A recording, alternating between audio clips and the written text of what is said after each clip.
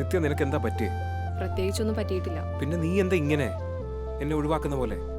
ഉള്ളിൽ എന്തെങ്കിലും ഉണ്ടെങ്കിൽ തുറന്നു പറയണം, അല്ലാതെ മനസ്സിലൊന്നും പുറത്തൊന്നും വെച്ച് നടക്കരുത്. ഇപ്പൊ ഈ പറഞ്ഞ സ്വന്തമായിട്ടൊന്ന് ആലോചിച്ച് നോക്ക്. ഉള്ളിലൊന്നും പുറത്തൊന്നും കൊണ്ട് നടക്കുന്ന ആരാ? ഞാനാണോ? എടി എന്താ ശരിക്കും നിന്റെ പ്രശ്നം? സാം പ്ലീസ്, അകത്ത് മോൾ ഉറങ്ങുന്നുണ്ട്, അവളെങ്കിലും ഒന്ന് സമാധാനമായിട്ട് ഉറങ്ങിക്കോട്ടെ. ഓ എന്ന് വെച്ചാ ഞാൻ കാരണം നിന്റെ... ഒന്ന് നിർത്തോ? ഇതൊരു വഴക്കാക്കാൻ എനിക്കിനി താല്പര്യമില്ല.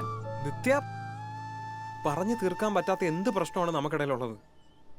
ഇനി നമ്മളില്ല, ആ സ്റ്റേജൊക്കെ കഴിഞ്ഞു.